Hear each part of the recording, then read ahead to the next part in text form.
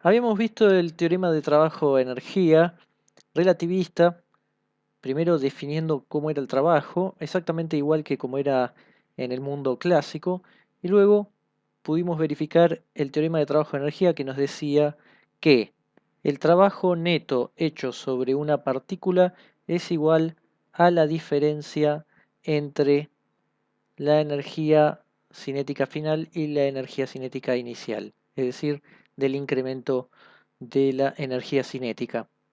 También habíamos definido la fuerza en relatividad y habíamos visto cómo eran las características de tener una partícula bajo una fuerza constante.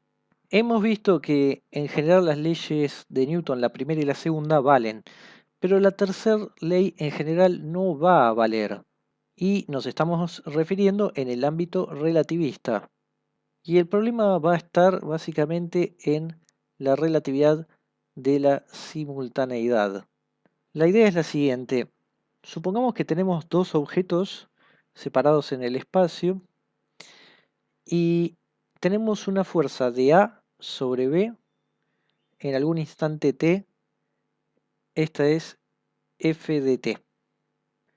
Y vamos a tener que la fuerza de B sobre A, esto va a ser igual a la fuerza de A sobre B, siempre en instante t, pero con un menos.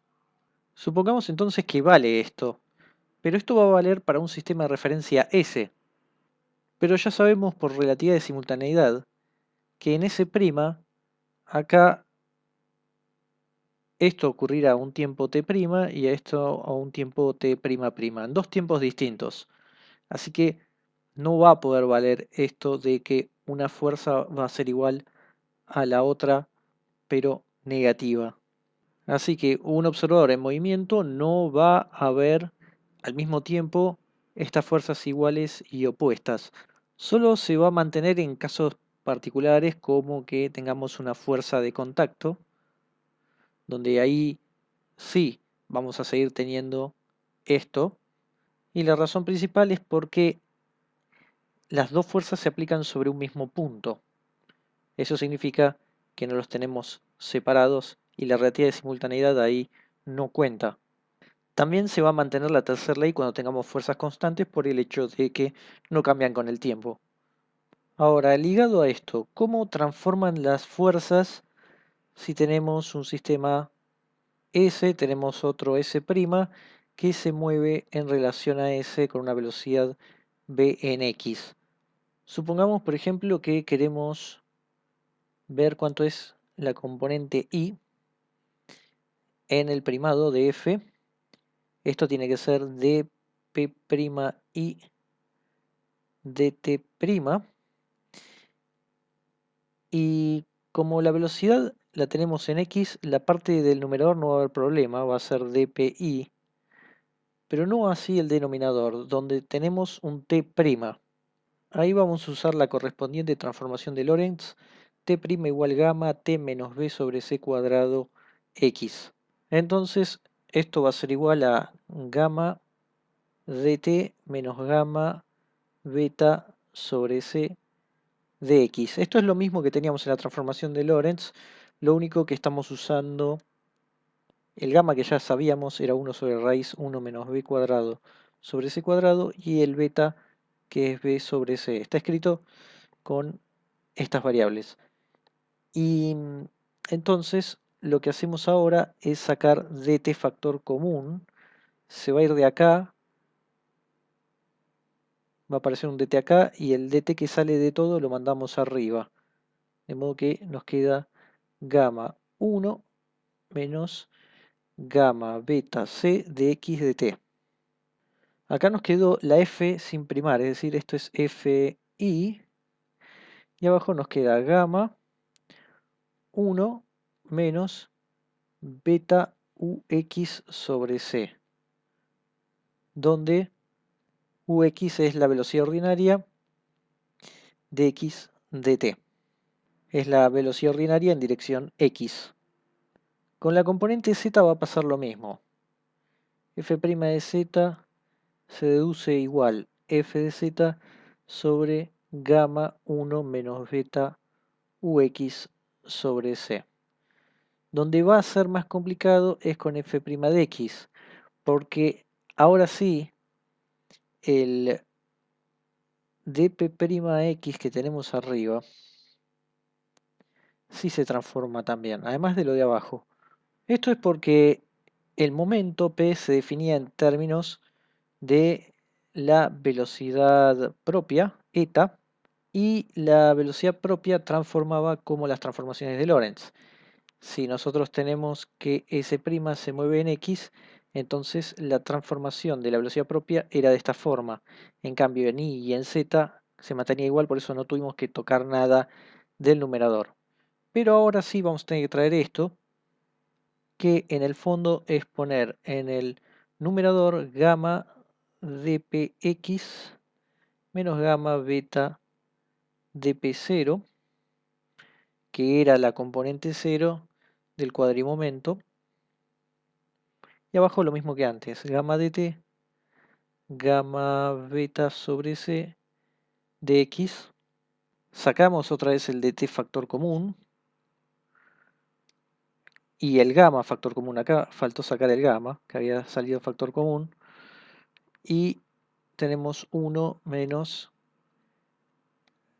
beta sobre c de x dt, y ahora el dt lo mandamos arriba también. Esto va a ser dpx dt y dp0 también sobre dt. Esto nos queda igual. Por un lado, acá podemos sacar gamma factor común y cancelarlo con el de abajo. Luego dpx dt es fx menos beta, y recordemos, ¿quién era p0 por c? Era la energía. Es decir, que si compensamos con un c, acá tenemos la derivada de la energía en el tiempo. Y abajo seguimos teniendo 1 menos beta ux sobre c. Ahora vamos a usar un resultado que es que d dt es igual a u escalar de p dt, o lo que es lo mismo, u escalar f. Eso va a hacer que nos quede finalmente para f' de x es que es igual a fx menos beta u escalar f sobre c, todo dividido 1 menos beta ux sobre c. Ahora, ¿de dónde viene esto que tenemos acá? Que d dt es igual a u por f. La idea es traer esta fórmula e cuadrado igual p cuadrado c cuadrado más m cuadrado c cuarta y derivarla en el tiempo.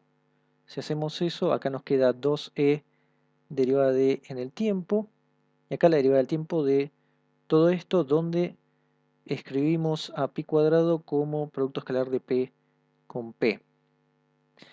Entonces, al derivar en el tiempo, sabemos que este término no depende de t, así que se va, y nos va a quedar 2c cuadrado p escalar de p de t.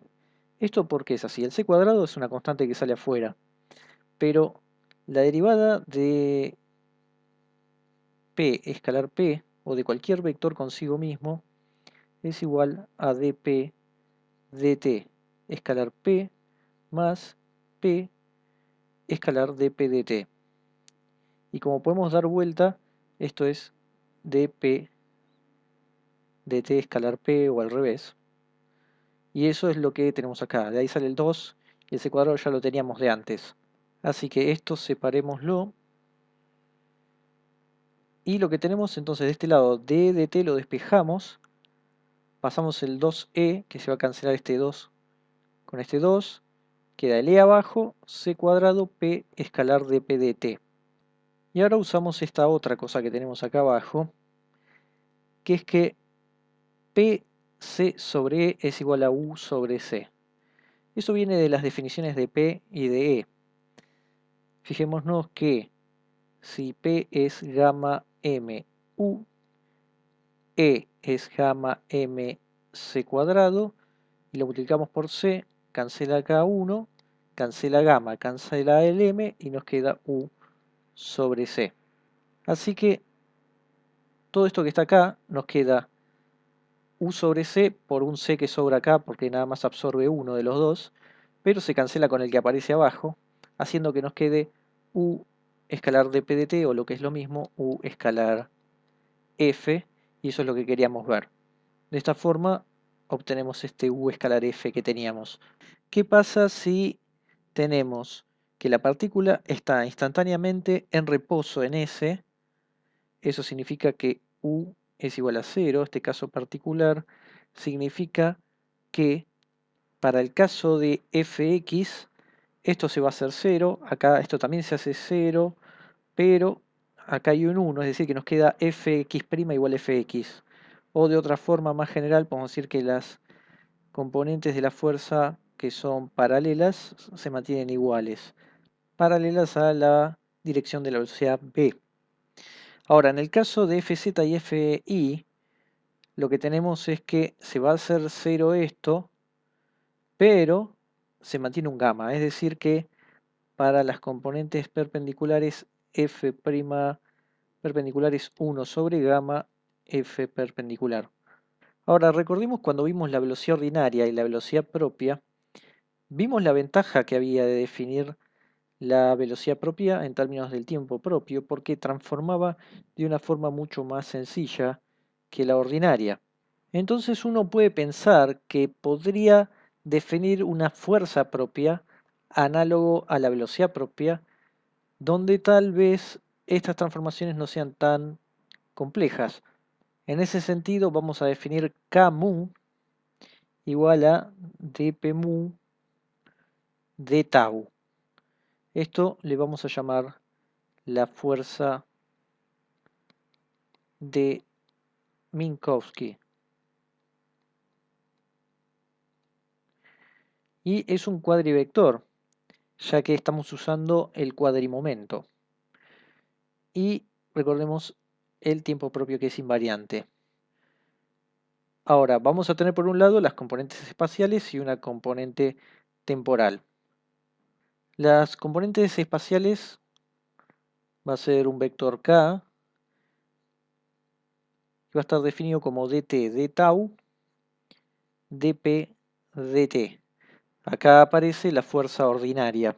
Sabíamos que dt de tau estaba relacionado con la raíz, es decir, que lo que nosotros tenemos que es dt sobre d tau es 1 sobre esta raíz, haciendo entonces que esto sea igual a 1 sobre la raíz 1 menos u cuadrado c cuadrado por f, que es dp dt. Esto es simplemente de la definición, de derivar en tau y usar la regla de la cadena con dt. Ahora, ¿qué pasa con la componente 0? Esto tiene que ser dp0 de tau. Y P0, recordemos, es E sobre C. Así que esto va a ser igual a 1 sobre C de E de tau. Sacando el 1 sobre C, esta es la tasa a la cual cambia la energía de la partícula y es la tasa propia, teniendo en cuenta el tiempo propio. Entonces, la dinámica relativista se puede formular en términos de la fuerza ordinaria o la fuerza de Minkowski. Esta última, la fuerza de Minkowski, puede ser mejor en algunos aspectos, tal vez de cómo transforme, pero nosotros siempre vamos a estar interesados en la trayectoria de la partícula como función de un tiempo ordinario. Por lo tanto, nos puede ser más útil la fuerza ordinaria. Por ejemplo, si quisiéramos pasar la fuerza de Lorentz al mundo relativista, ¿esto es una fuerza ordinaria o de Minkowski? Y nos referimos entonces a F igual a QE más U vectorial B. Y la pregunta es si es F o si debemos llamarlo K. Lo que pasa es que en física clásica el tiempo ordinario y el tiempo propio son exactamente iguales. Así que en principio no podríamos resolver eso. Pero la fuerza de Lorentz va a terminar siendo una fuerza ordinaria y entonces uno se va a poder generar una fuerza electromagnética que sea una fuerza de Minkowski diferente a esta que conocemos.